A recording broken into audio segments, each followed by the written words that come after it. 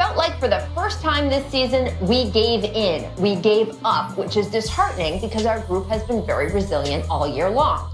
Look, this was the Lakers' 7th straight loss, which wouldn't be surprising for last year's Lakers, who only won 17 games total. But it is surprising for this year's Lakers, who showed us in the first month of the season how good they really could be. Heck, at one point, D'Angelo Russell and Nick Young were even talking about how they could be a playoff team. We started to expect more from them.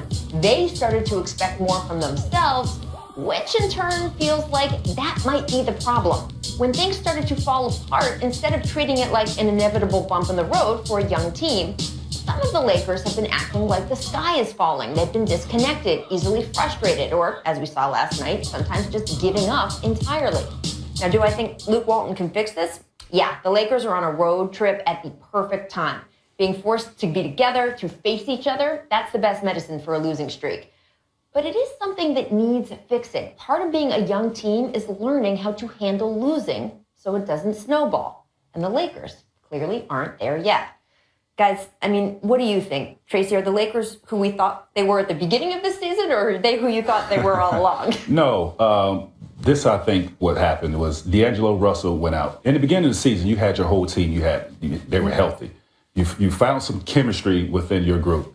D'Angelo Russell missed a significant amount of time, and you kind of lost that. Like, you didn't have that rhythm. You had to replace him with other guys, and that same rhythm and the chemistry was just broken. Now, they lost a lot of steam here lately. They got to find some way to get that back, because I still believe they are that team that can be exciting, be in games, and compete every night.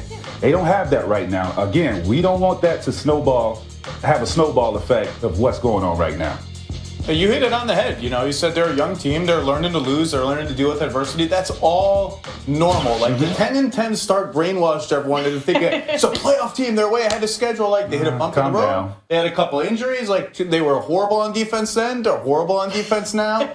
Let's all just relax. The Lakers are going to be fine. Julius Randle's in a little slump. He'll uptick. You know, the free agent signings haven't really worked out. That's a bigger issue. But, like, they're fine. They're fine. They're a young team finding their way. It might help if their coach could stay in the game a little bit longer. I think Luke, even though he was glad he made the point, he might agree with that. But it wasn't just him with the text. Los Angeles actually picked up 6 texts total last night, which leads to our favorite soap opera. As the Kings turn. Oh, Boogie. It's a daily show.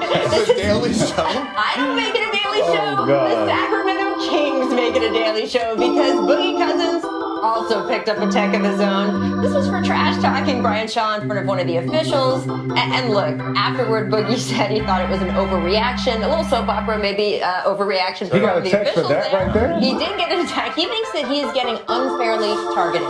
Quote, "It's been a while since I've just went up to a ref and cursed him out," which apparently he thinks, "Hey, Boogie, so I really don't know what to do. I see how some guys talk to the refs and it's okay. And then there's me. It just depends on their mood." So Tracy, this latest episode of As Sacramento Turns, how do you feel? Well, how I feel is this is Boogie's history catching up to him. You know, how he's treated refs in the past, showing them up. They never forget that. So when the event occurs like it did last night, it's always going to catch up to you. Boogie caused a lot of this on himself. Now, he seems like he's learning from it. You know, he said he went up to a ref and cursed. Actually cursed at them. You told me a little award for that, Hey, he's learning. Brownie, cupcake. Yeah. Are there any other plot elements in this soap opera, or is it just the same one over and over again? Now let's stay in the same game because I got a bunch of them. The call that was on Randall, Boogie should have been called for a foul on that. Let's just be honest, and they let him get away with that. Yeah. I mean, look, I do have to point out this was his 9th tech of the season. That puts him on pace for 28 techs this season. Go for 30. We know, of course, she got many more than that back in the day, but back then there wasn't the penalty the league has now. Now, once you hit 16, you get suspended, and then you start getting suspended for every other tech after that. So if he actually did stay on pace, this 28 tech a season pace, you are talking about one of the teams in the NBA losing its inarguably best player for so many games, that can't happen. It can't continue this way. Something's got to give. It's not going to continue that way. He'll get up to 14, 15, and then he'll calm down a little bit, and he'll say, look, I can do it. See, I can do it. And we'll have this. Didn't curse anyone and then we'll have the same plot element again on as Sacramento turns or whatever. Exactly. Bring the music back. No, just kidding. All right, well, there may be more refs on the court to give Boogie those techs. You haven't factor that into your equation, Zach Lowe. The NBA is going to experiment in that direction, starting in the D League, where a handful of games will feature 4- and 5-person crews instead of the usual 3. The league says this is in an effort to, quote, collect data on how this would work. Come on, man. What's next, yo? This is. Please tell me you're not riding with me. Look, I'm fine. It's the D League. Try anything. Try 12-foot hoops. Try 6-on-6. I don't care. D League, I don't care. You can implement 4-pointers and 5-pointers in the D League. 40-minute games. Don't bring this into our game. The court is already crowded with 3 refs and the 10 players out there. Come on, man. There's some feeling that things would get called more correctly, and that way players would. What be the hell frustrated. we got instant replay for? Well, but here's the thing. I agree with you. I don't know where these guys are going to stand. They're going to have different alignments. It's going to get crowded. But you can't, the instant replay, like all that stuff is next day stuff, like the flopping fines. Oh, next day, the technical that's upgraded to a flagrant 2, whatever, that's next day. They need in-game stuff, in-game penalties, instant penalties. I don't know what the numbers are, whether calls from officials are up or down this year. I will only say that from a feel eye test point, when you watch games, it feels like a lot of games are getting interrupted, that there isn't as much flow as you would like them to be. It is difficult to think of when adding another official is somehow going to improve that. But, you do want accuracy. Over-officiating. So That's I don't know. Doc, I was at the Clippers game. You were at the Clippers game last night. You remember Doc Rivers said prior to the game, someone asked him about this. He goes, I liked it better when there were only 2 officials. I got away with a lot more. So I think some guys would like to see us move back in that direction. I agree. All right, let's move on to a game that's coming up tonight. Timberwolves Bulls, and you can see that right here on ESPN. It's got juice, baby. This is Coach Tom Thibodeau's return to face the team that fired him. But it's not exactly going to be a triumphant stroll through the doors now, is it? Despite having a roster stacked with young talent, Karl-Anthony Towns, Andrew Wiggins, the Wolves are on a 3-team tie for the worst record in the league at 6-18. And Zach, look, when the beginning they were having trouble at the start of the season, we were all like, hey, it takes time to gel, and they're young. Is there a point where past the quarter mark they are underachieving? We're past it. Tibbs has to take some responsibility. I think they're underachieving, right? But the expectations were wildly out of control. Their 3 top minutes guys are 21 years old. Like, you just don't win in the NBA with teams like this. Their bench stinks. We all knew their bench would stink. I will say, though, I do think it's disappointing. Like, Karl-Anthony Towns has not been any strides on defense. He might have even slid back. Like, he has a coach that's supposed to be an expert in that. Is it the coach's responsibility to connect more? It is the coach's responsibility, because when Tibbs was in Chicago, that was the Bulls' identity. They were a tough defensive team. Now he has the personnel to be that type of team with these guys.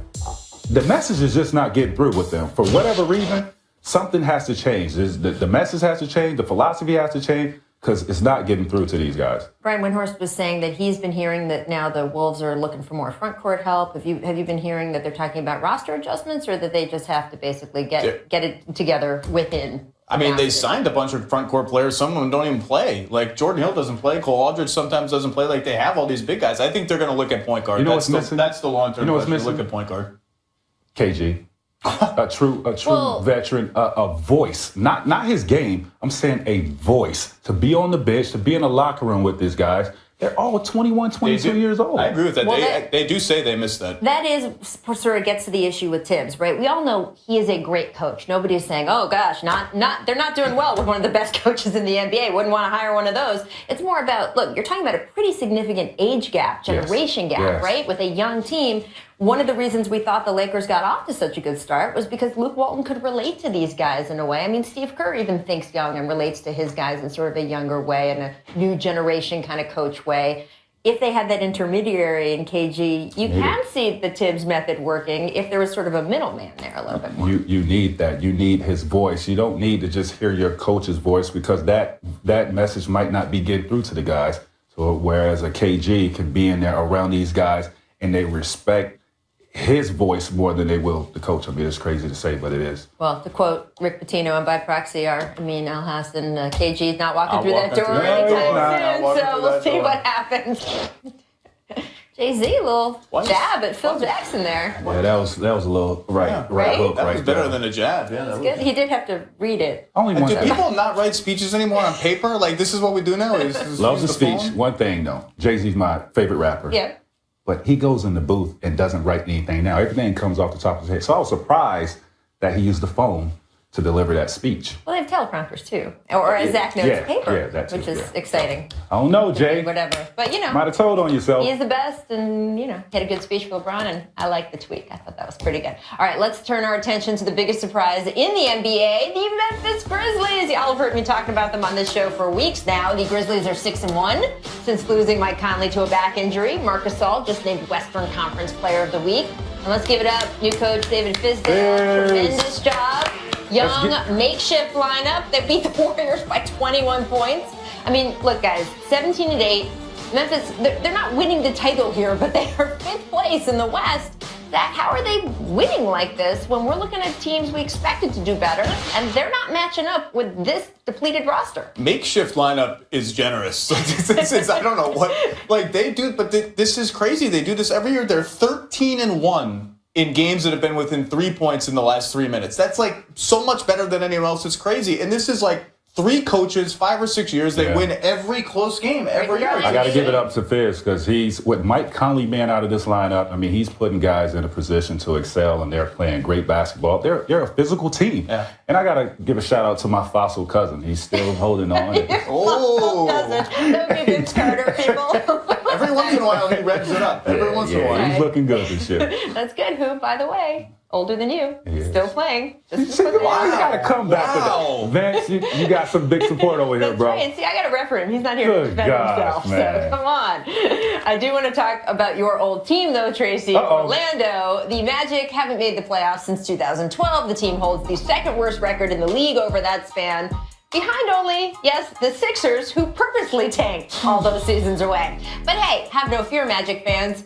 CEO Alex Martins has some good news for you. I mean, sort of. He told the Orlando Sentinel, quote, I certainly believe by 2030, you're reading that right, we will have won at least one championship. And I say at least, I firmly believe we're going to get there. And once you get there, you got the kind of team that hopefully can come back. So, shout out to 2030, eh? Really going out on a limb with that one. Take over, Zach. What is the point of this?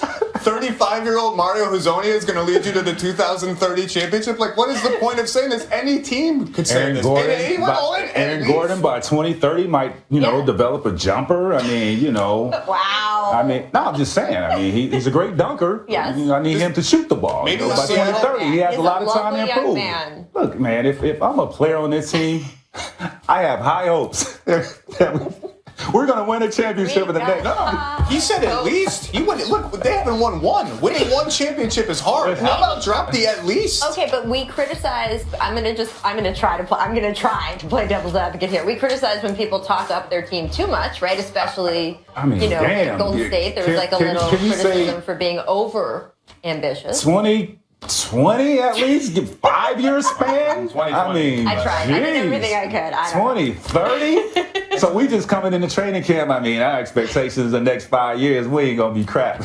we ain't compete for nothing. In all seriousness, how far away do you think the Magic are from being competitive for playoff position?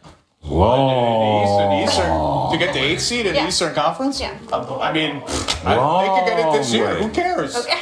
I mean, to get the 8th seed, it's like... just go get beat up by Cleveland? Oh, just to make the playoffs? Yeah, make the playoffs. If you were a fan in Orlando, that would be nice. It'd be great. That's what they want to do. Right? Frank Vogel's a good coach. Yeah, but that roster, man, I actually think I could make that roster. But he did not say, I think we could get a couple of playoff appearances by 2030. He said a couple of titles. I could give you like 15 minutes. And in today's game, I would give you like 10 points. And he means it. You would need to pay him. What if they sent you to the D-League like Hezonja?